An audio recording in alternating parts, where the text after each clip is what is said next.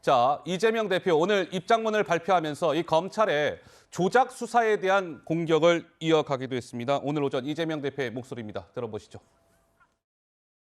오늘의 검찰 소환이 유례없는 탄압인 이유는 최초의 헌정사상 최초의 야당 책임자 소환이어서가 아닙니다.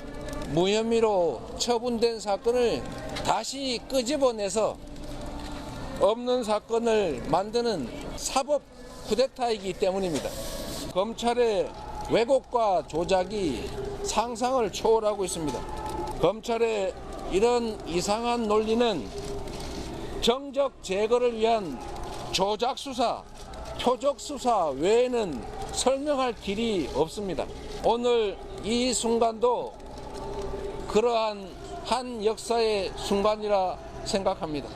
김대중 대통령께서는 내란 세력들로부터 내란 음모죄라고 하는 없는 죄를 뒤집어 썼습니다. 노무현 대통령께서는 논두렁 시계 등등의 모략으로 고통당했습니다. 이분들이 당한 일이 사법 리스크였습니까? 그거는 사법 리스크가 아니라 검찰 리스크였고 검찰 쿠데타였습니다. 자, 어떻습니까? 김정영 의원님. 이재명 대표는 본인을 향한 성남FC 검찰 수사를 조작 수사, 표적 수사라고 규정을 한 것 같고 DJ 노무현 전 대통령 고통을 당했다라고 하면서 이는 사법 리스크가 아니라 검찰 리스크, 검찰 쿠데타였다. 이렇게 목소리를 높였습니다. 어떤 정치적 수사죠. 저는 본인을 김대중 대통령이나 노무현 대통령을 끌어들여서 그분들과 같이 같은 반열에 세우려고 노력하는 것. 그러니까 검찰 수사를 받고 있다는 그 사실만으로 그분들과 같은 반열에 세우려고 하는 것은 천부당 만부당한 일이다라는 생각을 하고요. 예. 그다음에 사실관계가 일단 틀려요. 지금 이거는 이재명 대표가 말씀하시기는 성남FC는 경찰에서 무혐의가 된 건데 다시 조작을 하고 있다 이런 식으로 얘기를 하고 있지 않습니까? 저게 성남FC 사건에 대해서 고발 조치가 된 다음에 3년 동안 경찰이 수사를 안 했어요, 아예. 그냥 덮어두고 있었단 말이에요. 분당경찰서 때 얘기하는 예, 거죠? 분당경찰서 덮어두고 있다가 나중에 그 경기도지사 때 그 경기도지사로서 재판이 벌어졌잖아요. 선거 과정에서 자기 친형을 정신병원에 안 보내는데 관여 안 했다고 했는데 이게 허위다 해서 유죄, 무죄를 왔다 갔다 하다가 대법원에서 그게 권순일 대법관이 개입이 됐느냐 안 됐느냐 논란이 되면서 무죄가 됐단 말이에요. 무죄가 되니까 경찰이 서둘러서 한 6개월 동안 수사를 해서 무혐의로 그걸 검찰에다가 무혐의로 송치를 한 거예요.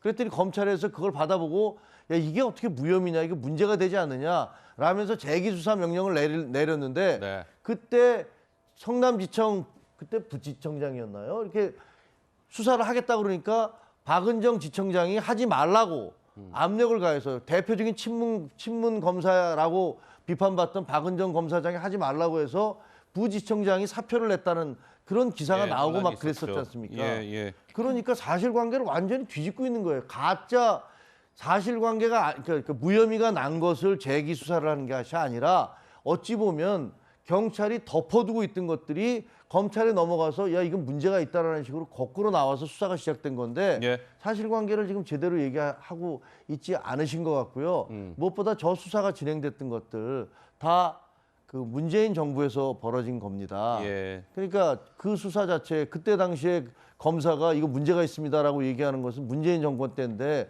이것을 검찰의 조작, 경찰의 조작 이렇게 말씀하시는 것은 법률가로서 온당치 않은 태도 같습니다. 이재명 대표의 그 성남지청과의 좀 악연이라고 해야 될지는 모르겠으나 이 대표가 성남지청에 출석한 건 이번이 4번째라고 하네요. 2002년, 2016년, 2018년에 이어서 2023년 1월 10일 이제 4번째 성남지청에 이재명 대표가 출석을 하게 됐습니다.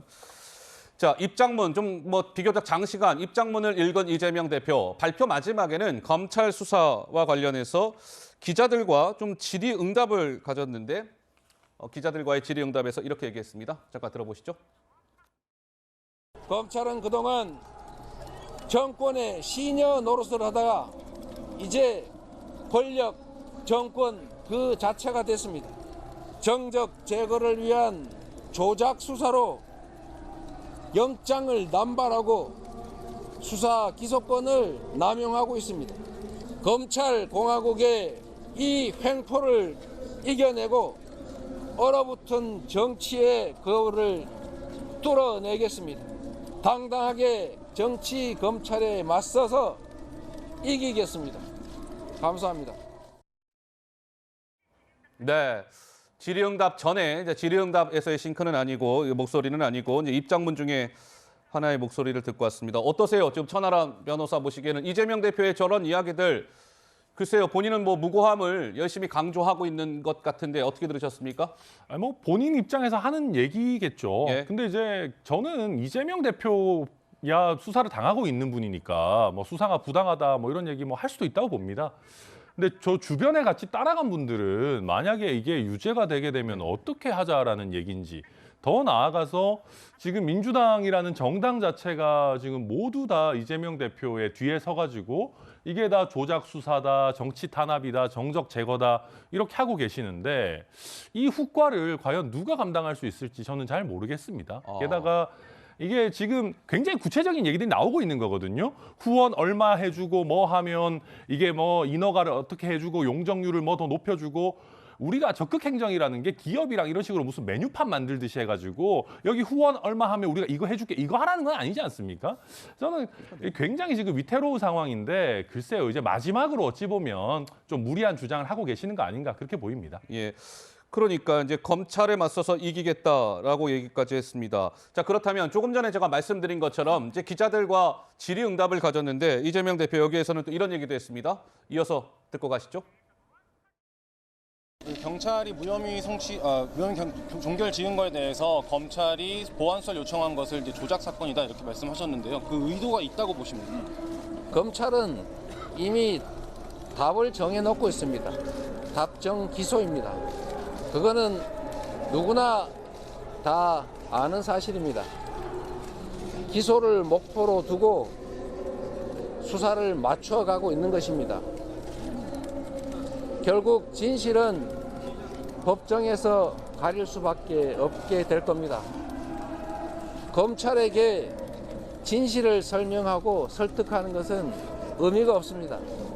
이미 결론을 정해놨기 때문입니다. 충실하게 방어하고 진실이 왜곡되지 않도록 최선을 다하겠습니다. 함께해 주신 많은 분들 감사드립니다. 그러면 장현민 변호사님, 이재명 대표가 지금 이렇게 얘기하지 않습니까? 답정 기소다. 법정에서 진실을 가릴 수밖에 없게 될 거다. 이 얘기인즉슨 이재명 대표가 오늘 검찰 소환 조사를 받을 때 약간 묵비권을 행사할 가능성을 시사한 발언이다. 뭐 이런 얘기도 나오는데 좀 어떻게 우리 읽으셨습니까? 그렇게 보이는 부분이 있죠. 그렇게 보이세요? 예, 이미 이제 답정 너다. 나는 기소 수순으로 갈 수밖에 없을 것이다. 검찰과 이기겠다라고 하면서 이 진술 거부권을 행사할 수 있겠구나라는 단초를 던진 것은 맞는데 저는 전부에 대해서 진술 거부권을 행사할 거라고 보이지는 않고요. 아마 선택적으로 하지 않겠느냐라고 좀 생각되는 부분이 있습니다. 지금 검찰과 싸워서 이기겠다라고 이야기했는데 지금 유죄 나오면 민주당 그 후과 어떻게 감당하겠냐고 했는데 네. 무죄 나오면 어떻게 감당하시겠습니까? 검찰. 어허. 마찬가지인 겁니다. 그리고 이게 법리적으로 다툼이 있습니다. 사실관계에 대한 다툼이 크지 않습니다. 그렇기 때문에 저는 진술거부권을 전면적으로 행사할 리는 없다. 사실관계에 대해서는 인정을 하고, 왜냐하면 다툼의 여지가 없으니까요. 법리적인 부분과 관련해서는 본인이 입장문에서도 준비를 해왔기 때문에 검찰에도 그 내용을 조서에 남기고자 할 것이라고 생각합니다. 예. 어떠세요, 천하람 변호사님? 이 만약에 묵비권을 행사할지 안 할지는 뭐 우리가 알 수는 없으나 뭐 이재명 대표가 이 성남 FC 건과 관련해서는 상당히 검찰 소환 조사에 자신감을 갖고 있다라는 해석도 나왔고, 검찰이 예를 들면 이야기할 때 조목조목 반박을 할 거다 뭐 이런 얘기도 전해졌는데 천하람 변호사의 느낌은 좀 어떠세요? 저는 답변하실 것 같은데요. 답변할 것 같다. 네, 그러니까 이게 이제 사실은 묵비권이라는 게요, 선택적으로 쓰기가 조금 어렵습니다. 네. 이게 일부 질문에 대해서만 답변 안 하기 시작하면은 조금 이제 조서로 봤을 때 전체적으로 느낌이 좀 궁색해지거든요. 그래서 대형 정치인들 같은 경우는 전체적으로 묵비권을 행사하든 아니면 수사에 임하든 사실상 두 가지 선택지를 놓고 고민을 하는데 지금 이재명 대표의 저런 당당한 태도, 지지자들을 이끌고 막 15분 동안 걸어서 이렇게 행진하듯이 들어가고. 가는 태도 이렇게 했는데 막상 나중에 보니까 묵비권을 행사하고 왔더라라고 하면 저는 좀 이게 앞뒤가 좀 안 맞는다고 보여집니다. 그래서 예. 저렇게까지 하는 이상은 저는 뭐 얘기하시지 않겠나. 또 하나 추가하자면 법률가로서 묵비권을 쓰는 거는 잘못이 아닙니다. 이건 국민 뭐 모두의 권리잖아요, 권리고 권리. 헌법상 권리고 정치인도 얼마든지 할 수 있는 것이기 때문에 네. 우리가 묵비권을 쓰는 그 자체 때문에 이재명 대표를 비난할 필요는 없습니다. 네. 그 묵비권을 쓰는 이유는 뭐예요? 그러니까 예를 들면 왜 묵비권을 쓸까? 네.